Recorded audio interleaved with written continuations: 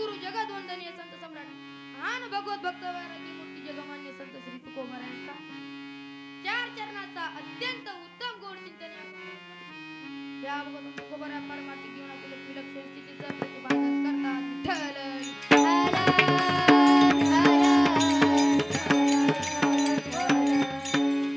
परमार्थात येताना अभ्यास करून यावं मला काय प्राप्त झालं पाहिजे याचा विचार करून पाहिजे लागावं मग काय होतं संशय राहत नाही गोविंद गोविंद मग गोविंद नामाचा मनाला छंद लागतो मना लागली हा छंद गोविंद नामाचा मनाला छंद लागतो व त्याचा परिणाम असा होतो मग गोविंद ते काया भेद नाही देवातया त्याच्यात आणि देवात कोणताच भेद शिल्लक राहत नाही ही परमार्थात भजन केलेले होणारी स्थिती आहे आनंदले मन प्रेमे पाजरती लोचन मग गोविंद ते काया भेद नाही देवातया हे मन गोविंदमय होऊन जात आनंदाची लाट निर्माण होते आनंदाची लाट निर्माण झाली की डोळ्यातून अश्रू यायला लागतात आनंदले मन प्रेमे पाजरती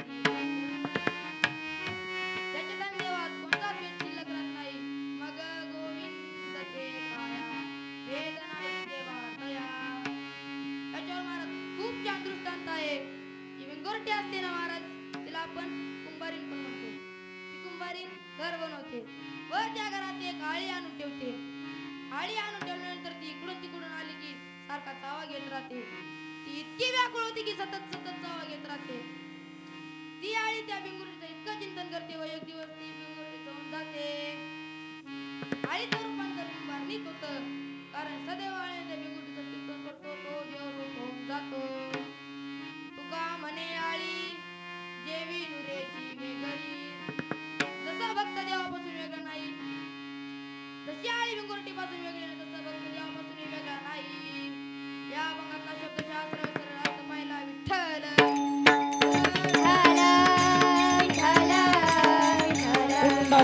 कवरदार विठ्ठल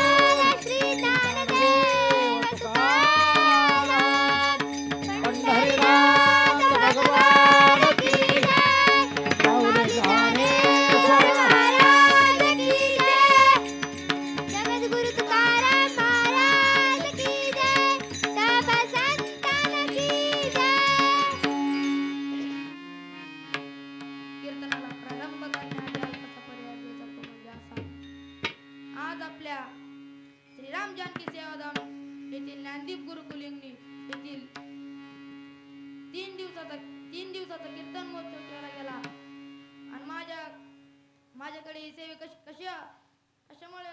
कशी वाट्याला आली तर मी सांगतो माझे गुरुवारी हरिभक्त पारायण विठ्ठल महाराज मंत्री यांच्या आज्ञेतून मला ही सेवा मला प्राप्त झाली माझे आई वडिलांना मला शिकवण्यासाठी पाठवलंच नसतं गुरु महाराजांनी माझ्यावर एवढे जीव लावलाच नसता तरी मी आता या नारदाच्या गाडी उभे नसतो माझ्या कीर्तनासाठी अनेक सर्व संस्थेतील विद्यार्थी धनश्रीताई सोम महाराज निलेश महाराज दयानंद महाराज निखिल महाराज तसेच विनयगिरी दादा अशोक महाराज आणि आमचे गुरुवर्य त्यांच्या अख्ख्या महाराष्ट्रात ताप गाजली आमचे गुरुवर्य हरिभक्त पारायण चैतन्य महाराज मंत्री आणि माझे गुरु हार्मोनियमवर बसलेले माझे गुरुवर्य हरिभक्त पारायण विठ्ठल महाराज मंत्री यांचे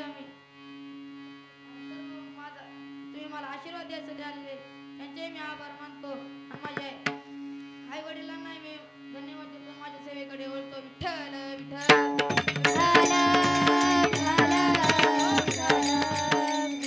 आणि मला लहानपणीपासून जीव लावलाय लहानपासून मला हाताच्या फोडावर सांभाळले आमचे माझे बाबा यांचे मी खूप खूप आभार मानतो माझ्या सेवेकडे वळतो विठ्ठल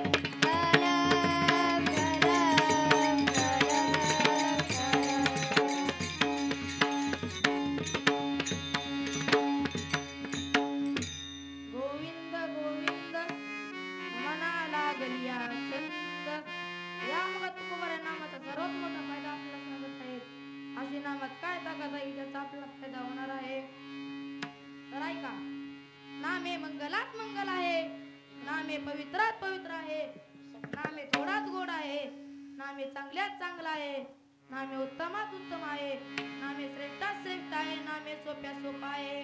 तर याचा फायदा कोण घेत? तुकोबरा म्हणतात, तुका म्हणे सोपे आहे सर्वाहुनी, शहाणा तो दरी घेतो येते. शहाणाच देवाचं नाम घेतो, पण कशा प्रकारे त्याने इकडे तिकडे मन भटकणार. मन स्थित केलं, त्याला नामरूपी साधन जोड लागली, पण सहाय्य झाला म्हणून साधना करतोय. पण मनाच्या शास्त्रात 10 गोष्टी त्यांची सांगितल्या, त्याच्यातला मनाचा पहिला नंबर आहे. महाराज 10 गोष्टी चंचल आहेत. मनो मधुकरो मेघो मानिनी मदनो मरुत, मा मधो मरकटो मत्स्यो मकराद सचंचला. त्याचा अर्थ आहे, मनो म्हणजे मन, मधुकरो म्हणजे भुंगा, मध म्हणजे अहंकार, मरकटो म्हणजे माकड, मत्स्य म्हणजे मासा. मरकटो म्हणजे माकड, मत्स्य म्हणजे मासा. विठ्ठल विठ्ठल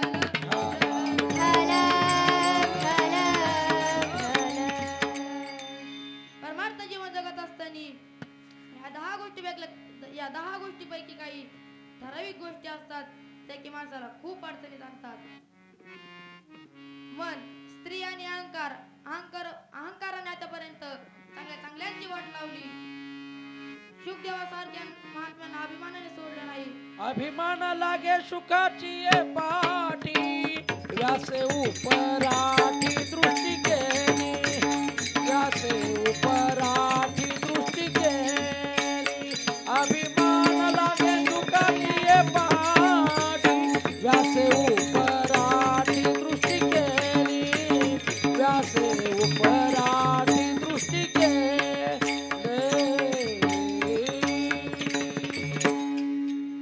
अभिमान लागे सुखाची ये पाठी, त्याची उपराची दृष्टी केली. काय का देवाला सगळं सहन होतं, पण अभिमान सहन होत नाही. मेरू तो समान भार देवा, ओ मेरू तो समान भार देवा, मेरू तो समान भार देवा, मेरू तो समान भार देवा. अभिमान लागे तिळभर जरी होय अभिमान, मेरू तो समान भार देवा, मेरू तो समान भार देवा. तिळभर जरी होय अभिमान, मेरू तो समान भार देवा, तो समान भार देवा. महाराज असाच एका काशीमध्ये शिकलेल्या माणसाला खूप अभिमान झाला होता. तो खूप हुशार होता. तो इतका हुशार होता, त्याला कोणताही प्रश्न सांगितला तो लगेच उत्तर द्यायचा महाराज. असंच तो फिरत फिरत एका गावामध्ये आला. तिथं अनेक लोक जमले होती. अनेक सामान्य माणूस, शेतकरी माणूस तिथे गेला व म्हणला इथं गर्दी कशाची जमली म्हणून विचारायला जाऊ म्हणतो. विचारायला जातो, म्हणतो इथं कशाची ती गर्दी जमली? ते म्हणते ते काशीचे विद्वान आलेले आहेत, तुमचा काय प्रश्न आहे का? हे यांना सांगायला लगेच उत्तर देतील. ते म्हणते प्रश्नाचं मला जाऊ द्या, मला काही घेणं देणं नाही, पण याने दिवसात का मशाल पेटवली मला याचं उत्तर द्या. ते म्हटले महाराज, ज्याला हे दुसऱ्या कोणाच्या माणसाचं प्रश्न उत्तर येणार नाही तेव्हा तो मशाल बंद करेल. म्हणून ते समोर जातो व माझा एक प्रश्न आहे, माझा एक प्रश्न आहे म्हणून तो पुढे जातो.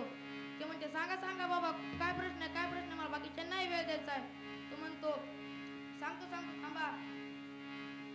मी सकाळी झोपलो होतो, माझ्या कानावर एक आवाज आला, टप गडगड गडगड धप बॅ. त्याला वाटलं आता इथं नवीनच प्रश्न आहे, याच्यात काय उत्तर येणार नाही, म्हणून तो थोडा वेळ विचार करतो महाराज. आणि अखेर शेवट त्याने त्याचे पाय धरले व तो म्हणाला मला एव काय प्रश्न येत नाही, तुम्हीच सांगा. तो म्हटला मी प्रश्न सांगणार नाही अगोदर, तू पत्रावर लिहून दी. मी हारलो असं असं मला पत्रावर लिहून दी व ती मशाल बंद कर. त्याने महाराज पत्रावर लिहून दिलं व मशाल बंद केली. तो म्हटला ऐक, मी सकाळी झोपलो होतो आणि माझ्या घराच्या शेजारी एक कवटाचं झाड आहे. त्या कवटाच्या झाडाचं कवट एक माझ्या पत्रावर पडलं, ते टप्प वाजलं आणि ते गणगळते पत्र होते म्हणून ते कवट गडगड गडगड वाजत आलं. मोठीशी एक शेळी बांधलेली होती. शेळीच्या धपकीने पोटात पडतं. शेळी ओरडती म्या. म्हणून टप गडगड गडगड धप बॅ विठ्ठल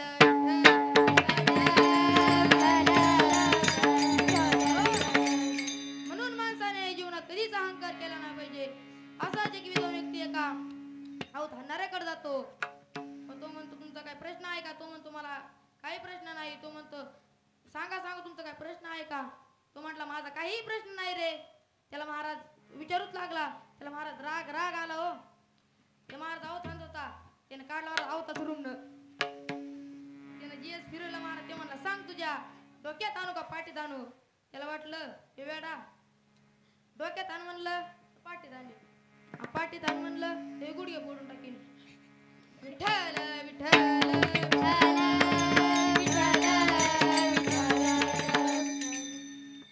मने एक नंबरला आहे. मने सर्वात चंचल आहे. त्याच्यातला थोडस चिंतन करू. विठ्ठल विठ्ठल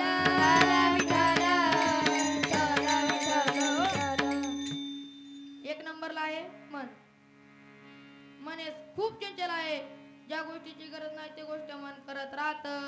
काय काय काय काय करीतो या मना परी नाही नारायणा करू नये त्याची करी वंदना नेऊ पतना आदरीने काय काय परी नाही नारायणा करू नये त्याची करी वंदना नेऊ पतना आदरीने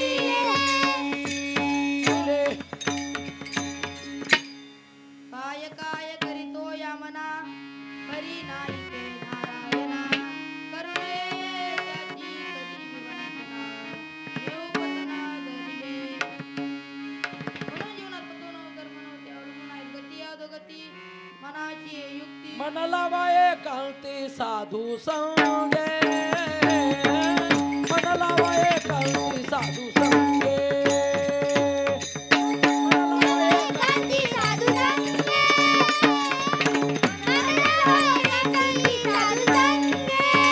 गती अधोगती मनाची युक्ती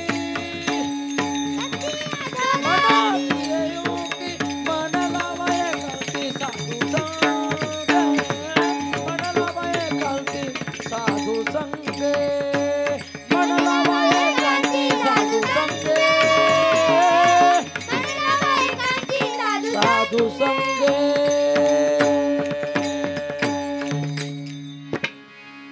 गती अधोगती मनाची युक्ती मन लावा एकांती साधू संगे. मनच बंधनाला मोक्षाला कारण आहे. पण ते खूप चंचल असल्यामुळे ताब्यात घेणं अवघड आहे. चंचल गोष्टी दोन नंबर आहे तो म्हणजे भुंगा. भुंगा हा महाराज खूप चंचल असतो. तिसरा नंबर आहे ढगाचा. चौथा नंबर आहे स्त्रियांचा. बघा तुम्ही एका खोलीत 10 महिला एकत्र बसू द्या. त्यांच्या जर गप्पा तासभर रमल्या तर तुम्हाला जे म्हणाल ते बक्षीस देऊ. 5वा नंबर आहे काम. 6वा नंबर आहे वारा. 7वा नंबर आहे मा म्हणजे पृथ्वी. पृथ्वी सारखी फिरत राहते. 8व्या क्रमांकावर आहे माकड. माकड एक खूप चंचल असतं. मनाची तुलना करताना सुभाषितकार म्हणतात माकड एक खूप चंचल आहे. माकडावर जर महाराज दारू पाजली तर लगेच देवेंद्र त्याला दंश केलं. त्याची अवस्था कशी होते म्हणजे आपल्या मनाची अवस्था राहते. मर्कटस्य सुरापानम तस्य वृत्तिकदंशनम तन्मध्ये भूतसंचारो अथवा तद्वा भविष्यति. विठ्ठल विठ्ठल